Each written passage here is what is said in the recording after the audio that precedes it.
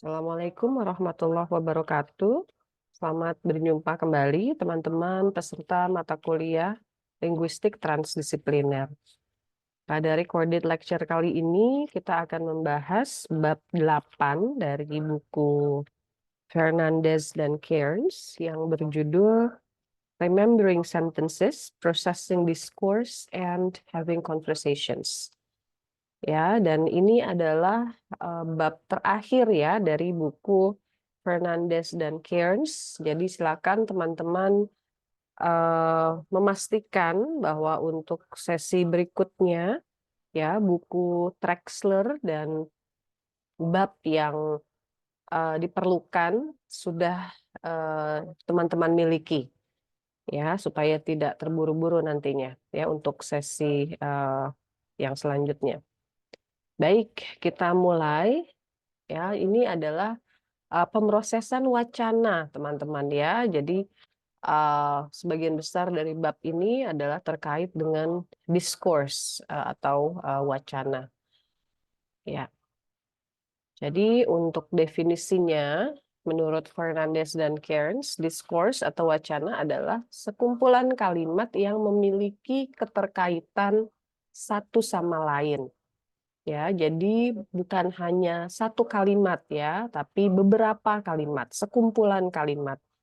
Dan kemudian tidak random, begitu ya, bukan hanya semacam daftar, tapi ada keterkaitan. Ya, apakah ada ceritanya, ya ada mungkin nanti kita bicara pronomina, ya ada satu tokoh yang sama yang selalu diacu dan sebagainya ya, keterkaitan. Baik.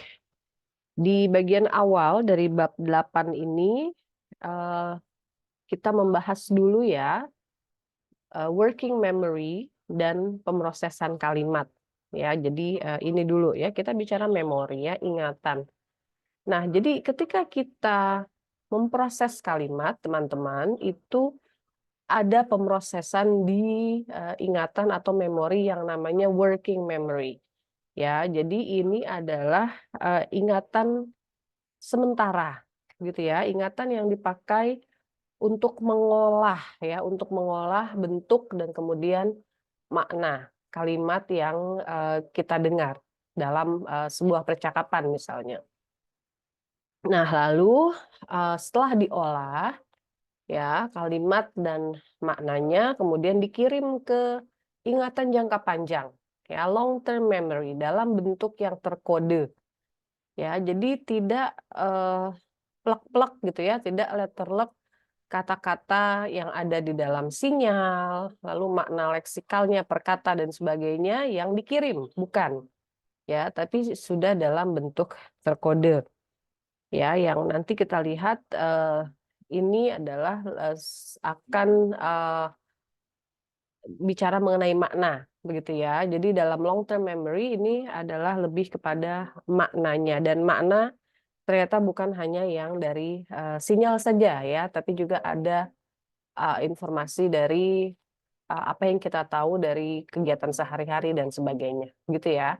Jadi terkode ya, tidak hanya yang dari sinyal dan kemudian tidak hanya tidak bentuk individual kata per kata, gitu ya, tidak.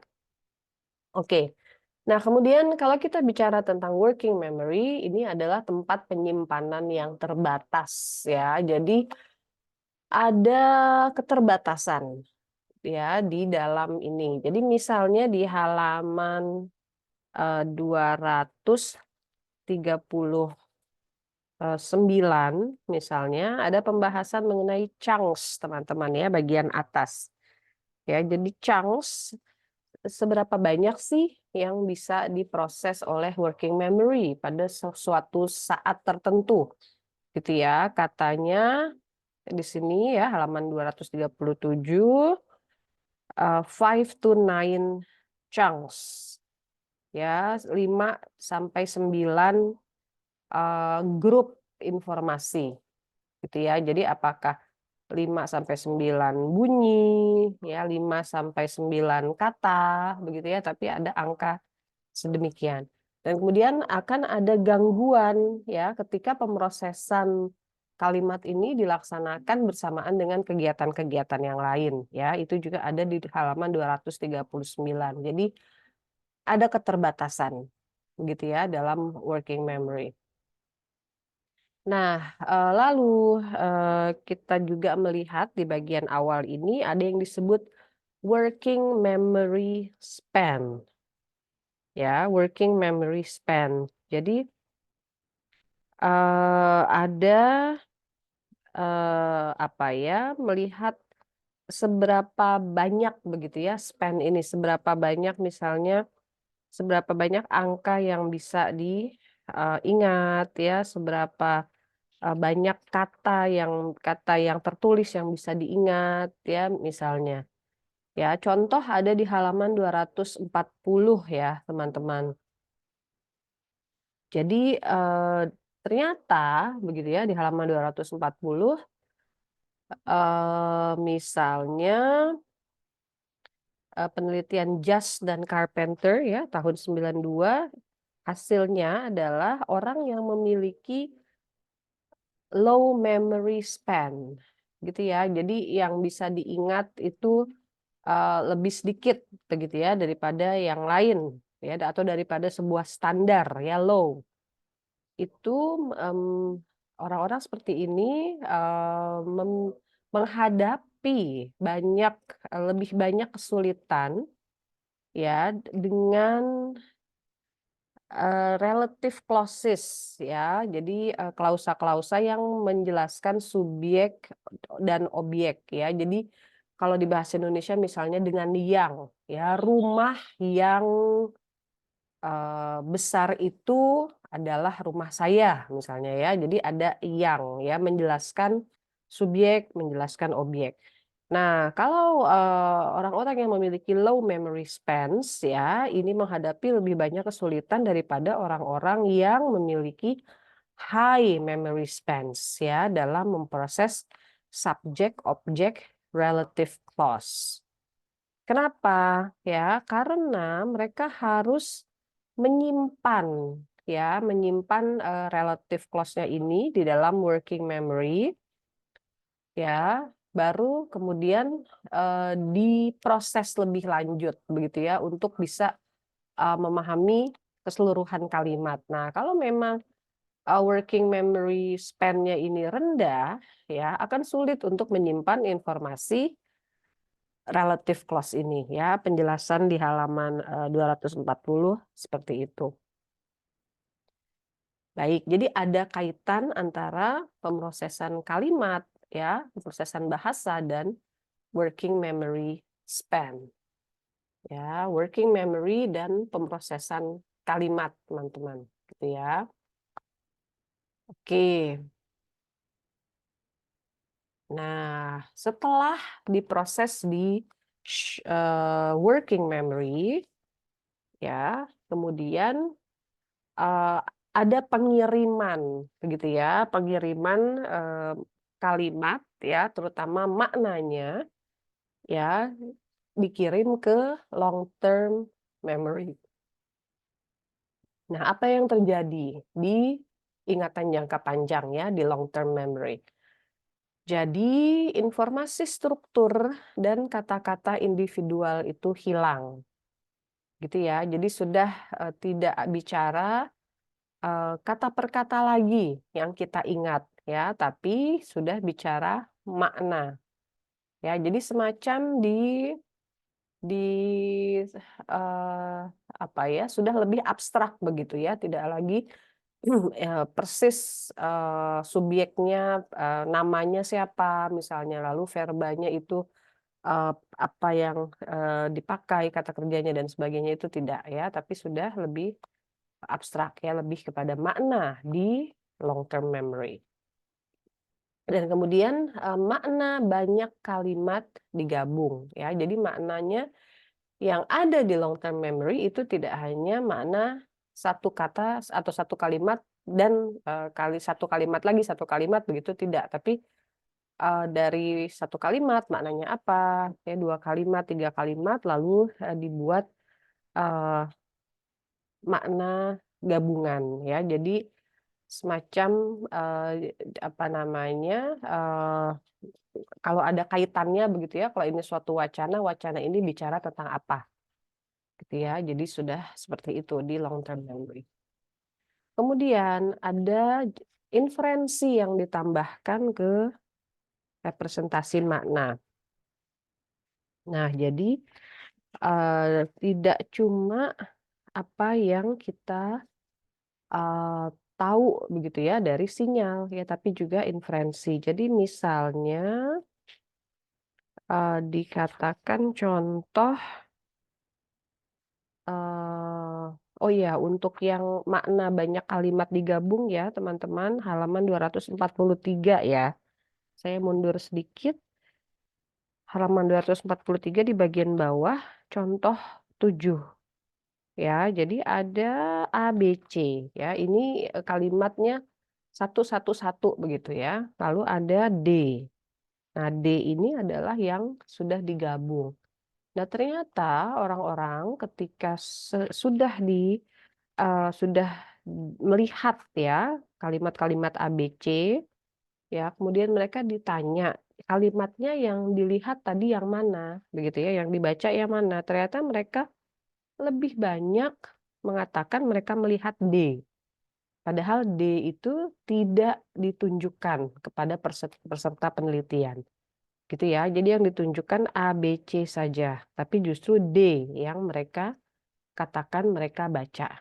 Ya, jadi D itu adalah kalimat yang sudah eh, digabung begitu ya maknanya. Jadi ini merupakan bukti bahwa di ingatan jangka panjang ya setelah dari working memory ya makna itu tidak lagi kalimat per kalimat tapi sudah merupakan paduan gitu ya atau gabungan dari kalimat-kalimat yang saling berkaitan. Oke, lanjut kepada inferensi ya teman-teman. Ini contohnya misalnya di 244 ya, contoh 8. Nah, jadi misalnya orang mendengar he was pounding the nail when. Ya, jadi ada kata pounding. Pounding itu memukul, ya, memukul paku.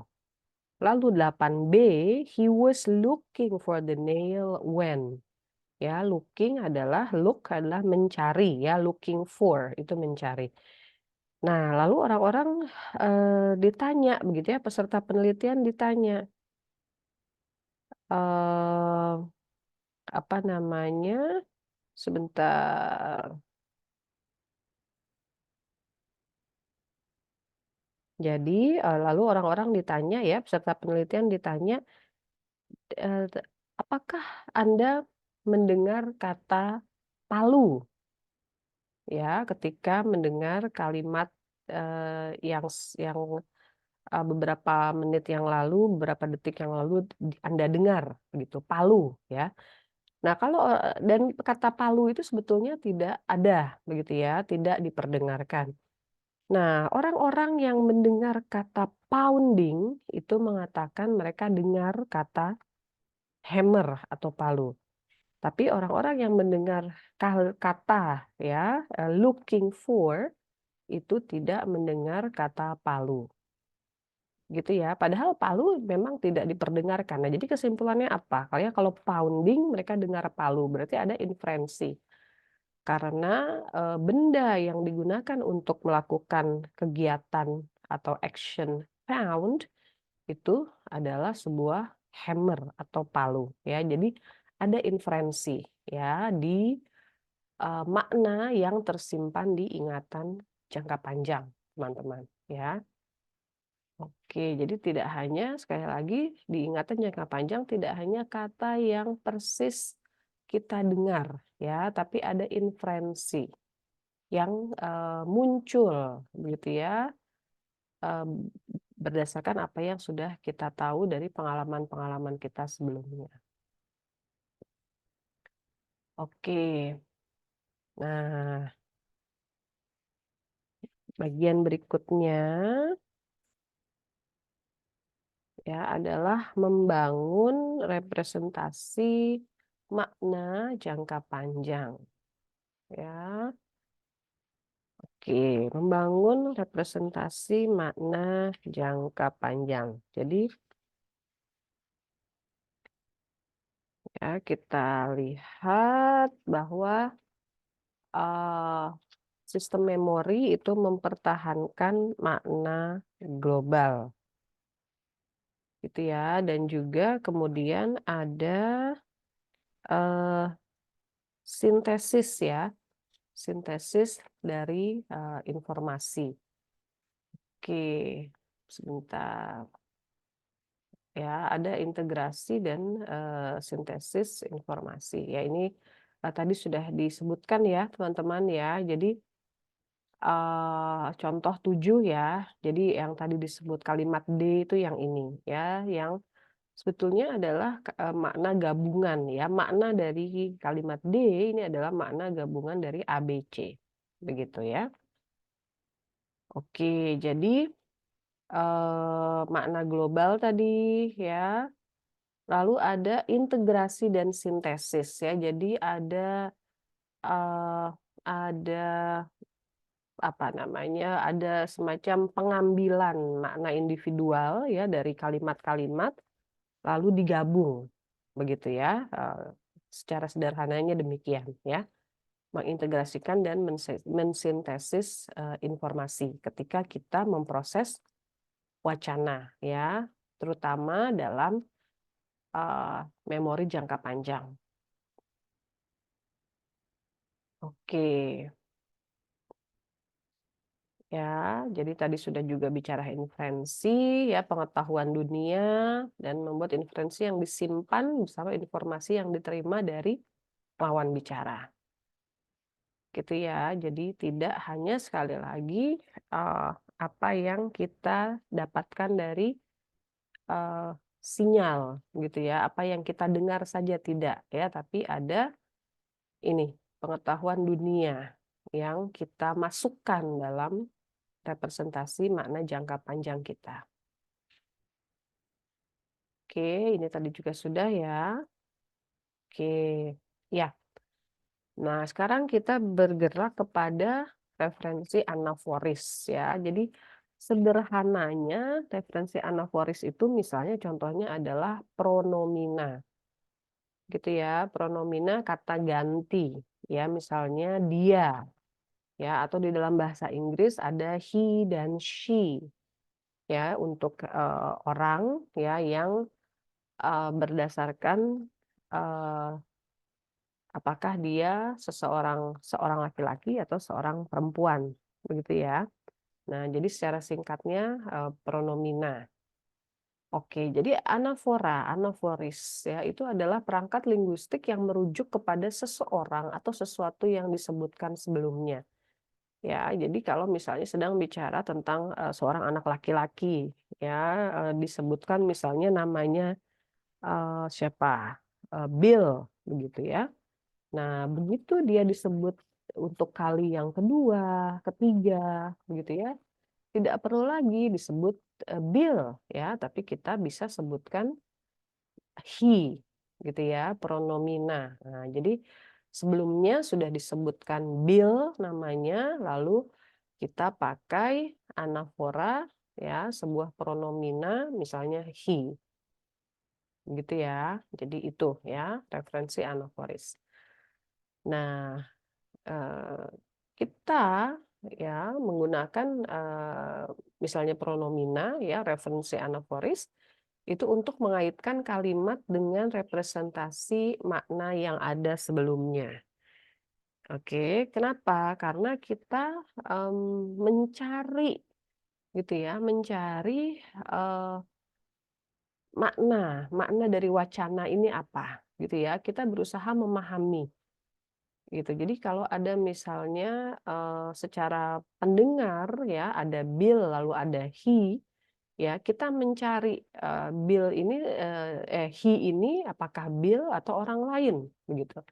Nah, kemudian secara penutur ya kita menunjukkan gitu ya, bahwa ini ada kaitannya loh, gitu ya. Kalimat kedua, kalimat ketiga ini ada kaitannya loh dengan kalimat pertama, ya. Jadi disebutkan di kalimat pertama Bill, kalimat kedua he. Nah, ini ada kaitannya loh, Bill kan laki-laki nih, makanya kemudian pakainya he, begitu ya. Jadi ada kaitannya ya, ditunjukkan. Lalu, ini kemudian juga membuat teks atau wacana yang, kita proses ya, atau yang kita produksi itu menjadi koheren, gitu ya. Koheren nih, secara sederhananya, nyambung, begitu ya, jelas ya, ini ceritanya tentang, apa, tentang siapa, gitu ya. Karena misalnya Bill lalu jadi he, ya, bukan Bill lalu jadi she, begitu ya. Tidak seperti itu karena, kita mau teks kita atau wacana kita nyambung ya untuk kemudian, dapat, menyampaikan, pesan ya kepada lawan bicara kita. Oke. Nah, bagaimana kemudian orang ya memproses referensi anaforis ya ketika kita mendengar misalnya pronomina.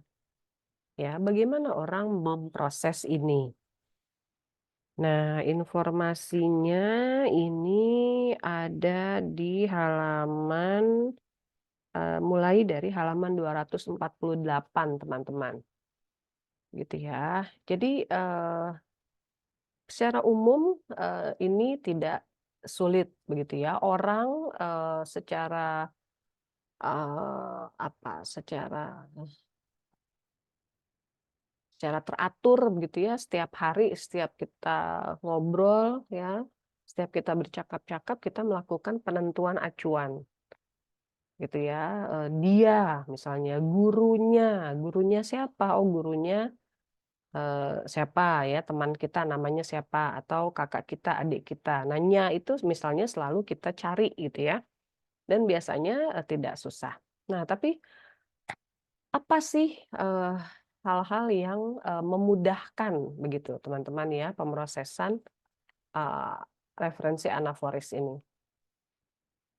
Nah jadi, mulai di halaman, 248 gitu ya, pemrosesan anaforis itu menjadi lebih mudah ketika acuan merupakan fokus dari wacana, ya, apa yang sedang dibicarakan. Nah kalau memang, sedang membicarakan seseorang, terus ada referensi anaforis tentang orang tersebut, ya, ada pronomina tentang orang tersebut. Nah, ini akan menjadi lebih mudah pemrosesannya. Nah, juga akan lebih mudah ketika ini baru didengar.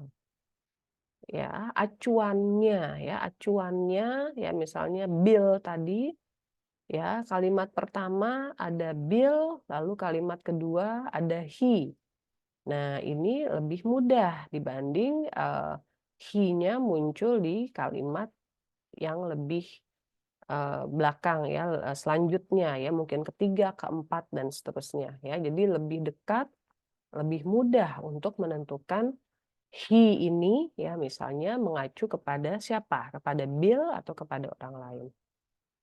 Nah, penentuan acuan juga lebih mudah ketika ada nama teman-teman ya. Jadi misalnya Bill disebutkan dibanding misalnya, student begitu ya. Nah contoh ada di halaman 249 ya, yang di sini yang dibandingkan adalah di contoh 17 the secretary ya, lalu di contoh 18 Claire ya, nama. Lalu ada, pronomina. Ya, di situ he atau she, begitu. Nah, ini akan lebih mudah ketika, acuannya itu adalah seperti di nomor 18 ya, di contoh 18 yaitu Claire ya, ada nama. Lalu penentuan acuan juga akan menjadi lebih mudah kalau acuannya itu adalah subjek dari kalimat sebelumnya ya di halaman 248 bagian bawah. Ya, jadi apa namanya? Contoh misalnya 19 ya. Yang A, Jack apologized profusely to Josh. He had been rude to Josh yesterday. Ya, jadi lebih mudah ya memproses atau menemukan acuan he ya ketika he itu mengacu kepada Jack ya subjek dari kalimat sebelumnya dibanding ketika ya seperti B, Jack apologized profusely to Josh. He had been offended by Jack's comments. Nah, he ini mengacu kepada Josh. Gitu ya, yang kemudian ini adalah objek dari preposisi to. Nah, ini katanya lebih sulit nih yang B. Gitu ya, informasinya ada di halaman 250. Nah, jadi ini baru saja kita bicara tentang anafora ya, teman-teman ya. Jadi tadi referensi anaforis ya, karena di dalam wacana ini kita lakukan ya. Tidak selalu gitu ya kita menggunakan misalnya nama ya, Bill lagi di mana-mana Bill kan tidak. Ya, kita menggunakan misalnya pronomina. Nah, bagaimana pronomina ini diproses ya? Baru saja kita bicarakan. Nah, sekarang kita bergerak kepada inferensi, teman-teman ya, halaman 250 bagian tengah sampai bawah ya, awalnya di situ. Nah, jadi ketika kita melihat misalnya dua kalimat begitu ya, atau mendengar dua kalimat yang berkaitan begitu ya, tapi kaitannya mungkin bukan bentuknya anafora ya, bukan bentuknya pronomina ya, tapi ada inferensi. Ya, apa yang kita lakukan? Ya, dan di sini kita mulai dengan yang dikatakan sebagai bridging inferences. Nah, misalnya di sini we checked the picnic supplies. The beer was warm. Gitu ya. Jadi kalau kita memahami atau kita sedang berusaha memahami bahwa kalimat pertama itu ada kaitannya dengan kalimat kedua.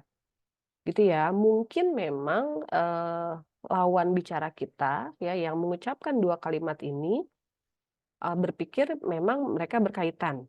Gitu ya. Tapi tugas kita adalah memahami kaitannya di mana. Gitu ya. Nah, ini tidak tidak tidak tidak apa ya, tidak langsung terlihat begitu ya kaitannya. Makanya ada yang disebut bridging inferences ya yang dilakukan oleh kita yang menyimak. Nah, untuk kita bisa memahami dua kalimat ini dan kaitannya, kita perlu melakukan proses inferensi ya, dan hasilnya adalah pemahaman bahwa the beer itu adalah bagian dari picnic supplies. Ya, jadi makanan dan minuman apa saja yang dibawa ketika si we ini begitu ya, orang-orang ini piknik. Nah, ternyata yang dibawa salah satunya adalah minuman ini, gitu ya, the beer. Oke, jadi hasil dari mengecek picnic supplies salah satunya adalah the beer was warm. Ya, yang mungkin ini suatu masalah gitu ya, harusnya misalnya dingin, nah, ternyata nggak dingin, misalnya ya.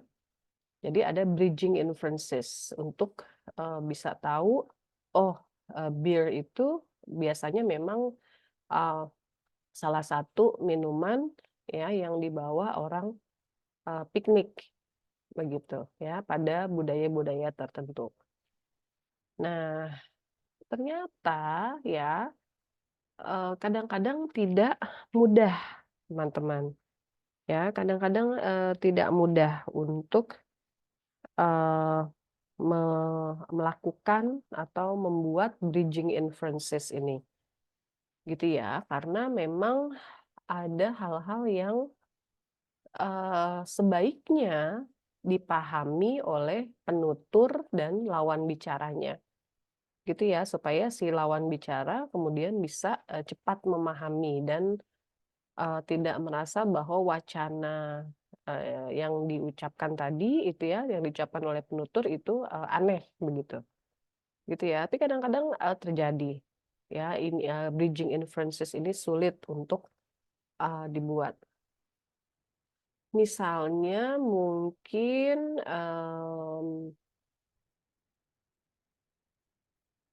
yang mungkin yang ini, atau yang 23 ya barangkali ya. Ini, contoh ini ada di halaman 251 ya teman-teman ya, penjelasannya juga ada di situ. Nah mungkin yang 23 deh ya, yang, kayaknya sepertinya lebih dekat dengan, budaya kita, atau lebih jauh ya, makanya mungkin buat kita ini agak, sulit untuk dipahami. Ya, "We went to a wedding." Ya, "The woman wore white." Gitu ya. The woman ini siapa? Gitu kan. Ya, bisa jadi kita bingung di sini, the woman ini siapa? Nah, untuk bisa memahami siapa itu yang diacu gitu ya, siapa itu the woman, kita harus membuat bridging inferences ya terkait pakaiannya. Ya, pakaian yang, ada di wedding ini. Nah, kalau kita tidak punya pengetahuan ya bahwa di budaya tertentu yang memakai, baju atau gaun ya, berwarna putih itu adalah pengantin laki-laki salah, pengantin perempuan, ya. Kalau kita tidak mengetahui bahwa, di budaya tertentu yang memakai baju putih itu adalah pengantin perempuan, gitu ya, kita nggak tahu tuh, kita tidak bisa memahami bahwa the woman itu mengacu kepada bride, gitu ya, kepada pengantin perempuan. Nah, jadi untuk yang seperti ini, kalau kita dengar, kalau kita nggak tahu gitu ya, kita bingung. Siapa tuh, the woman gitu ya, bicara bicara siapa ya, mengacu kepada siapa, gitu kan, ya. Karena, white ini kita tidak bisa mengaitkan kepada wedding ya, dan tentu saja dari situ tidak bisa memahami bahwa the woman were white itu maksudnya adalah pengantin perempuan gitu ya, memakai pakaian berwarna putih. Nah ya, jadi, bridging inferences dibuat gitu ya oleh, kita ya ketika kita berusaha memahami, kalimat-kalimat dalam satu wacana, ya maksudnya apa, mengacu ke siapa, ya.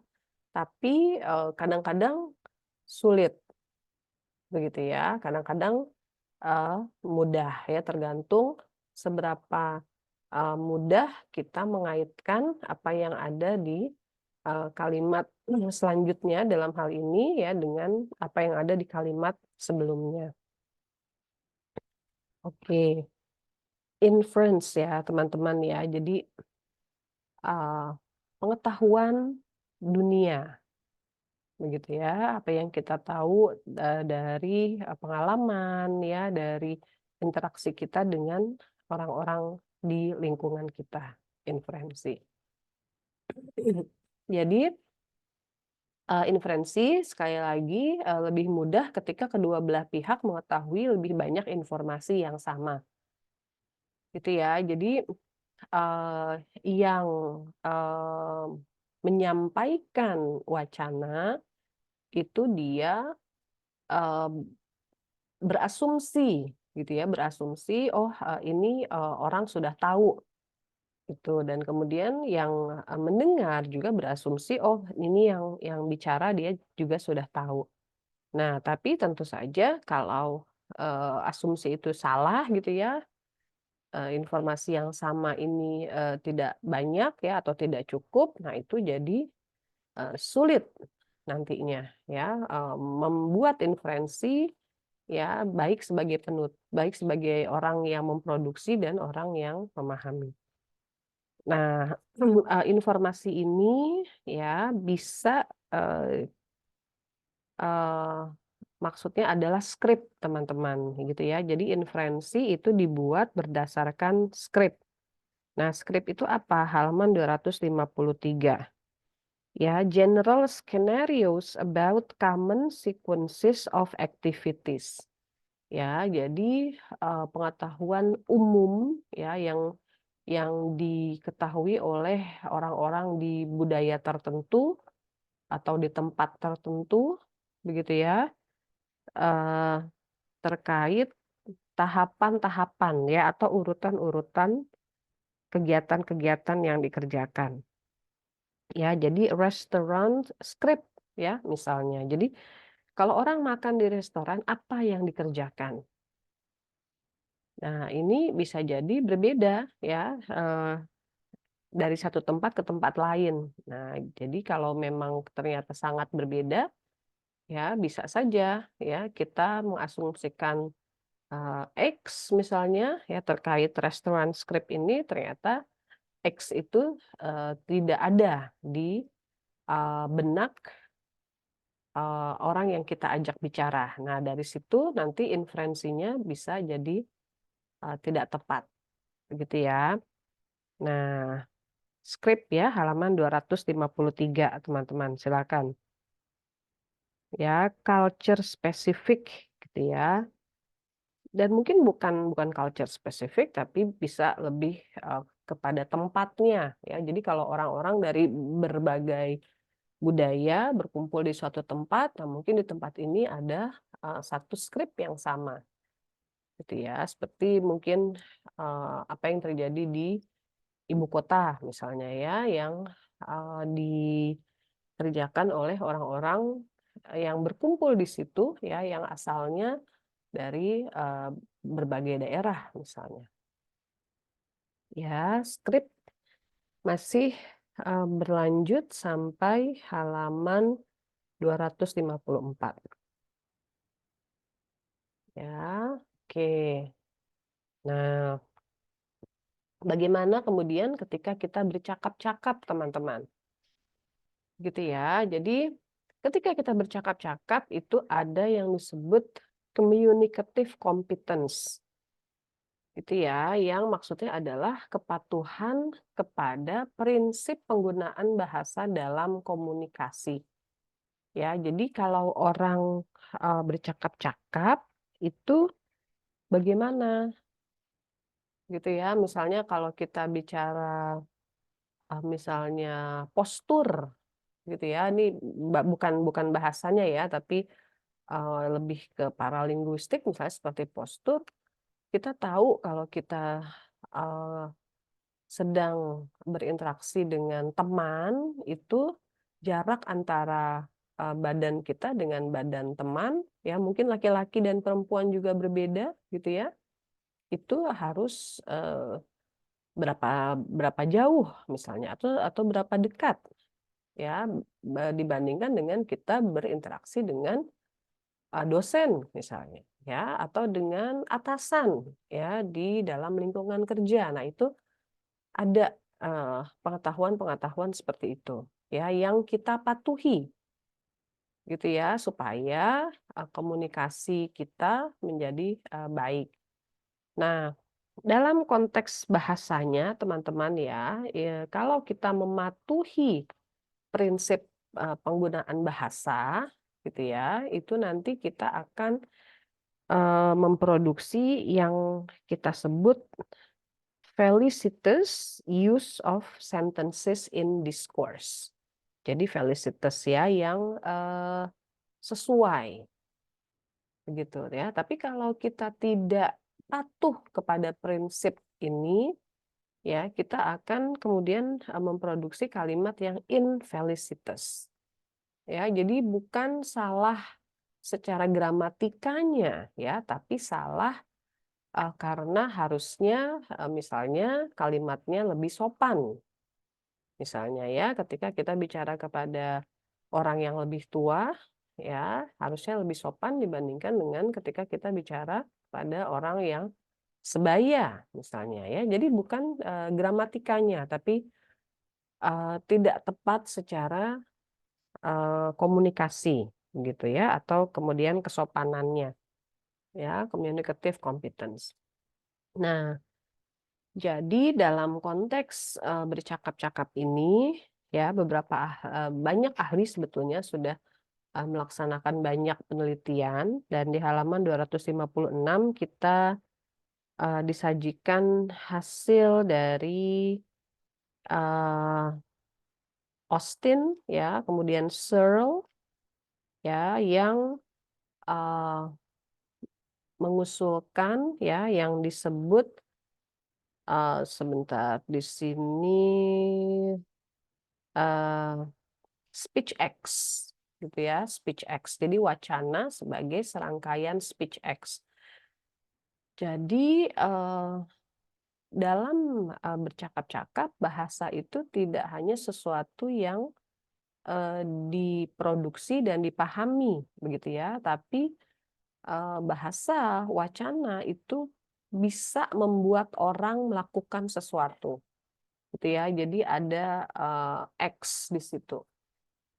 Nah, misalnya contoh 256 di tengah ada kalimat "Gee, it's getting warm in here."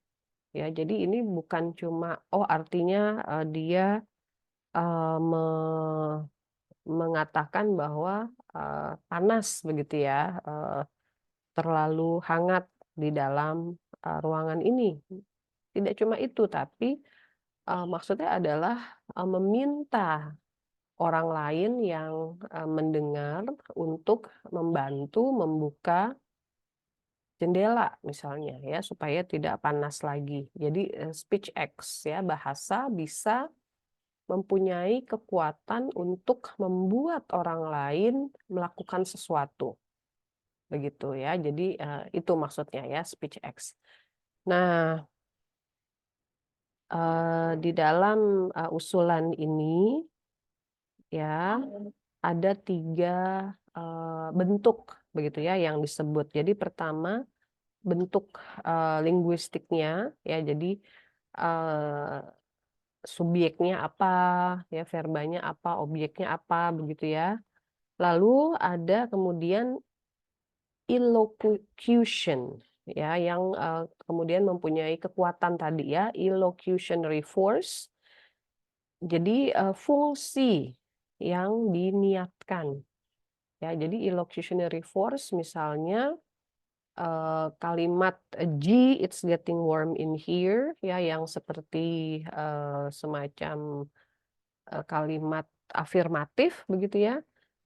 Ternyata ini diniatkan sebagai request ya, sebagai permintaan untuk membuka jendela ya, intended function. Lalu an effect on the interlocutor ya, halaman 256 yang diistilahkan dengan perlocutionary force.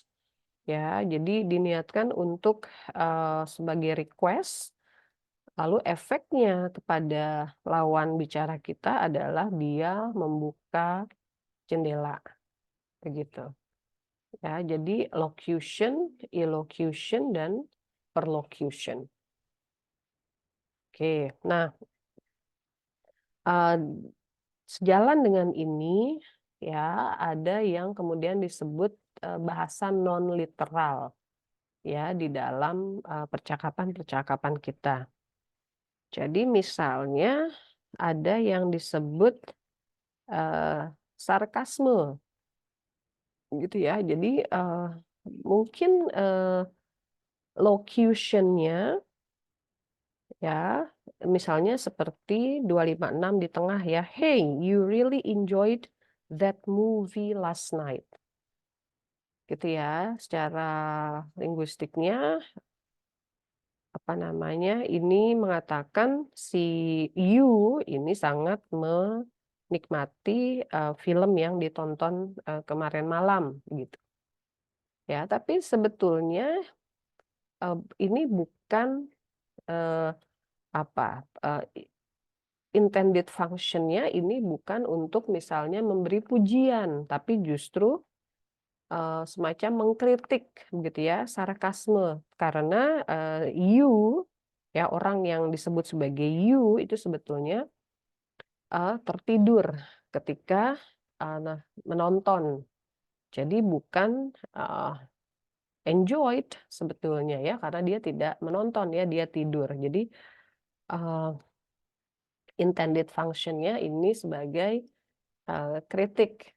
Begitu. Nah, ternyata, bahasa-bahasa non-literal ya, makna-makna non-literal dalam percakapan ini, diproses, dengan sangat cepat teman-teman. Jadi tidak ada masalah, gitu ya. Jadi tidak hanya yang literal yang, cepat kita proses dalam, percakapan, tapi juga yang, non-literal. Nah, namun demikian, eee tentu saja, eee, kita lanjut ke halaman 257, ya, tentu saja ada hal-hal yang memudahkan, ya, memudahkan pemahaman, bahasa non-literal. Ya, misalnya di halaman 257 silakan bisa dilihat, eee, akan lebih mudah kalau sudah disebutkan duluan, begitu ya. Sudah, ada penyebutan ya, makna literalnya ini kira-kira arahnya kemana ya. Jadi misalnya 257, 31 ya, contoh 31. Jadi ada konteks orang yang, memutuskan bergabung dengan angkatan laut ya. Kenapa? Karena ada iklannya ya, iklan itu mengatakan, it said that the Navy was not just a job, but an adventure, gitu ya. Jadi, apa ya, digambarkan sebagai sesuatu yang, eee, menyenangkan ya, petualangan, adventure. Nah, lalu di belakang kalimat terakhir ada kalimat, "This sure is an exciting life." Gitu ya. Ini ada, non literal ya, jadi, bukan bukan, komentar menyetujui bahwa, kehidupan di dalam, atau sebagai, tentara ya di Navy ini adalah sesuatu yang, asik gitu ya, petualangan gitu, bukan, tapi lebih kepada, semacam sarkasme gitu. Kenapa? Karena ternyata di dalam pekerjaannya itu misalnya di sini dikatakan masak begitu ya, peeling potatoes ya, bekerja di dapur. Nah, jadi terus kita bisa paham, this sure is an exciting life. Oh, ini, sarkasme sebetulnya. Kenapa? Karena sudah disiapkan terlebih dahulu ya tadi, yang di iklannya ya, but an adventure. Nah, kalau ada persiapan seperti itu ya, pemahaman kepada bahasa non-literal ini akan menjadi, lebih cepat dan lebih mudah, gitu ya, dibanding kalau, eee, tidak ada, penyiapan misalnya seperti di contoh 32. Ya, silakan. Oke ya, jadi, eee, wacana lisan ya, teman-teman ya, bercakap-cakap. Nah, kita lanjut, struktur percakapan. Ya, ini dimulai di halaman 257 bagian bawah. Ya, jadi struktur percakapan itu ada awal, tengah, akhir yang, isinya itu apa, ya sangat bergantung kepada jenis, gitu ya, jenis. Ya, jadi misalnya, eee, apa nih, kita lihat ya. Rasanya ada, mungkin di belakang ya, sebentar. Ada di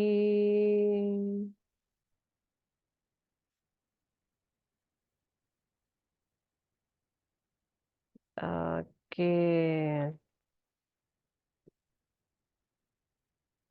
ya. Jadi misalnya, bagaimana kita mengawali ya, misalnya dikatakan, "How are you?" Ya, lalu jawabannya adalah, "I'm fine," begitu ya.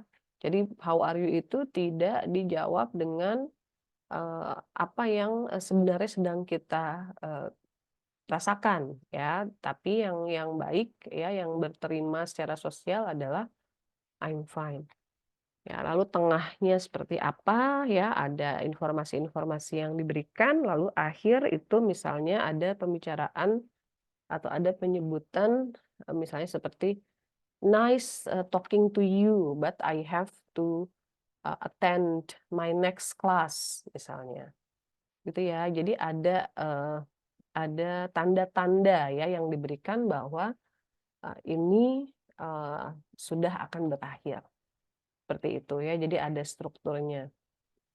Oke, lalu register, ya. Di dalam percakapan, apa register yang kita pakai? Apakah pakai bahasa yang formal atau informal?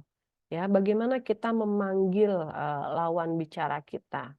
Ya, bagaimana kita mengacu kepada, orang-orang yang kita bicarakan misalnya, begitu ya. Jadi, itu, kita putuskan gitu ya dalam, eee, paling tidak ketika kita bercakap-cakap ya, sambil jalan kita putuskan atau bahkan sebelum ya, sebelum kita bercakap-cakap sudah kita rencanakan.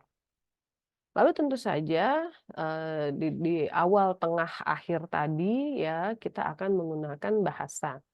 Nah, kalau memang, ini adalah satu, monolingual, bicara kepada monolingual yang lain, tentu saja, bahasanya sama begitu ya. Jadi tidak ada, perencanaan atau tidak ada keputusan yang harus diambil ya, paling, registernya tadi ya, kalau memang monolingual ya. Tapi bisa saja yang bicara ini yang, bilingual dan bilingual. Jadi mau pakai bahasa yang mana nih, gitu ya. Nah, seringkali ini tergantung kepada topiknya misalnya. Ya, topik tertentu biasanya lebih dekat kepada bahasa tertentu, ya. Jadi misalnya kalau kita di Indonesia, bilingual ya, bahasa Indonesia dan bahasa daerah, bisa jadi ketika bicara tentang, politik misalnya ya, bicara tentang, apa, mungkin pemilu ya, atau sesuatu yang sedang terjadi di, pemerintahan, ya, atau mungkin, bicara tentang, eee persepakbolaan nasional misalnya ya, lebih dekat, menggunakan ya, lebih biasa menggunakan bahasa Indonesia dibanding bahasa daerah, ya. Tapi kalau bicara tentang, teman lama ya, yang dikenal, eee, di masa kecil ya, di daerah ya, di, tempat asal kita, nah itu lebih enak ya menggunakan bahasa daerah. Misalnya ya, jadi ada hal-hal yang, membantu kita untuk, menentukan ya bahasa mana yang dipakai. Kemudian dalam, percakapan tentu saja ada yang disebut, turn taking ya, turn taking ini ada di halaman 259 ya teman-teman ya. Jadi ada tanda-tanda ya, ada tanda-tanda yang dimanfaatkan oleh orang-orang yang bercakap-cakap ya, untuk, mmm, menginformasikan bahwa ini, bagian saya gitu ya, ini giliran saya, begitu. Jadi supaya tidak, overlap gitu ya, jangan, kita bicara, lalu lawan bicara kita juga bicara, kan susah jadinya ya. Nah, ada kodenya begitu ya, ada sinyalnya. Ya, misalnya di halaman 259 bagian bawah ya, a fall in pitch or a drop in loudness. Ya, jadi nadanya turun atau volumenya turun. Lalu bisa juga, dengan, isyarat tangan ya, hand gestures. Nah, atau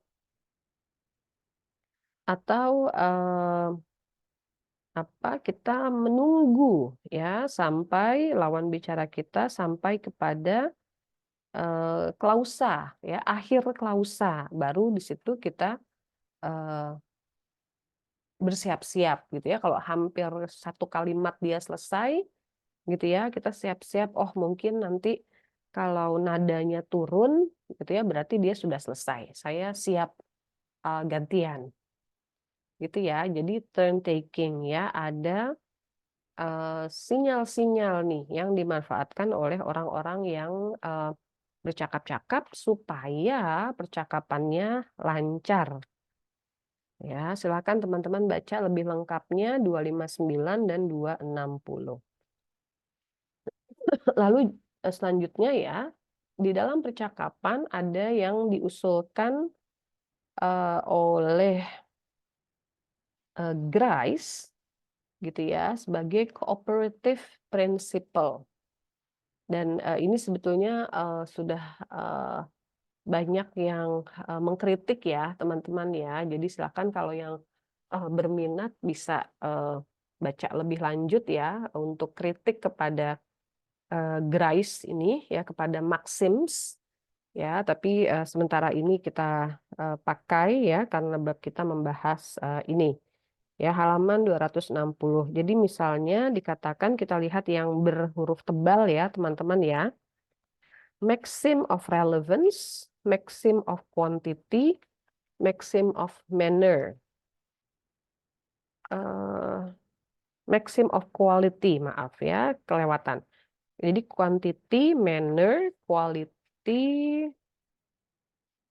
relevance, maaf, relevance yang ketinggalan ya. Jadi ada 4 ya, maxims ya, ada 4. Jadi ketika orang, eee, bercakap-cakap itu mereka, mematuhi ini ya. Kalau orang ngobrol itu yang diucapkan itu adalah hal-hal yang relevan ya, misalnya seperti itu. Kita kita, mmm, kita melihat, atau kita, kalau kita sebagai observan berarti kita melihat orang melakukan ini, tapi juga kita sebagai, orang yang sedang bercakap-cakap ya, kita berharap bahwa orang lain itu mematuhi maxim of relevance ya. Jadi hanya yang nyambung yang ucapkan. Nah, maxim of quantity, secukupnya ya, jangan panjang-panjang, secukupnya. Gitu ya. Jadi kalau orang sudah tahu gitu ya, kita berasumsi orang sudah tahu informasi tertentu, kita tidak perlu lagi, menyebutkan informasi tersebut. Maksudnya gitu ya. Jadi, eee, jangan banyak-banyak dan juga jangan terlalu sedikit ya, quantity. Ya, karena kalau terlalu banyak atau terlalu sedikit, ya, eee, akan terganggu ya percakapannya. Lalu manner. Ya, jadi, apa yang dikontribusikan ke dalam, percakapan ini, ya harus, jelas ya, sensibel, ya ada logikanya, ada aturannya, jangan, random ya, jangan, bolak-balik nggak jelas ya, tidak ada, sistemnya, gitu ya. Jadi orang lazimnya, bercakap-cakap, begitu ya dan juga kita, eee berharap ya lawan bicara kita, manner ini ya, urutannya misalnya ini adalah, sesuatu yang jelas ya, supaya kita bisa memahami pesan dalam percakapannya. Lalu quality. Ya, quality ini terkait dengan kejujuran ya dan bukti ya, sufficient evidence. Oke, sehingga ketika ada hal-hal yang tidak 100% benar begitu ya, atau masih diragukan, ya kita berharap orang menandai itu. Ya, misalnya to the best of my knowledge gitu misalnya. Ya, saya dengar dari si A. Lalu apa informasinya? Jadi bukan sesuatu yang kita dengar langsung. Ya, jadi kalau si A ini salah, ya itu informasinya salah, tapi salah orang lain, bukan salah kita. Gitu ya, kita tidak berniat untuk membohongi lawan bicara kita. Nah, kita berikan informasi-informasi ya yang cukup ya terkait kebenaran informasi yang kita sampaikan dalam percakapan kita ya, maxim of quality. Ya, jadi dalam percakapan seperti ini. Ya, ada strukturnya, lalu apa yang terjadi di dalamnya tadi ya, register, bahasa, turn taking, lalu cooperative principle. Oke, ini rasanya slide terakhir ya, teman-teman ya, yang juga membicarakan bagian terakhir, halaman 262. Menggunakan bahasa untuk berkomunikasi ya. Jadi yang apa di sini ada dua istilah, wacana interaksional dan transaksional. Interaksional ini lebih seperti sosial gitu ya. Jadi say hi gitu ya, tidak ada informasi yang dibutuhkan begitu ya, tidak ada informasi yang diberikan dibutuhkan, tidak ada hal-hal yang ingin dicapai secara ya katakanlah secara konkret gitu ya. Nah, jadi kalau ada yang konkret tadi, ada yang mau disampaikan, istilahnya adalah wacana transaksional.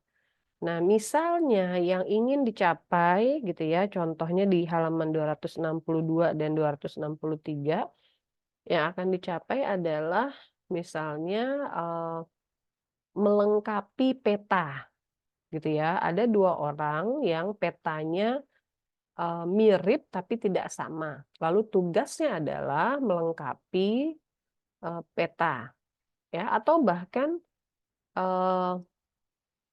apa namanya, berjalan begitu ya, berjalan mengikuti peta tersebut setelah dilengkapi. Nah, berarti yang mau diberikan itu adalah informasi untuk melengkapi peta gitu ya. Jadi ada yang diberikan dan ada yang diterima. Nah, ini juga misalnya seperti bertanya arah gitu ya, teman-teman. Jadi ada yang dibutuhkan nih gitu ya, ada yang diberikan, ada yang diterima. Nah, dalam wacana transaksional ya diusulkan ya oleh collaborative theory of reference ya. Jadi mereka mengusulkan bahwa orang-orang yang bercakap-cakap ya, mereka mengadopsi prosedur ya to establish to their mutual satisfaction that they share knowledge about intended reference. Ya, jadi ada prosedur-prosedur ya yang dilakukan oleh orang-orang yang bercakap-cakap secara kolaboratif.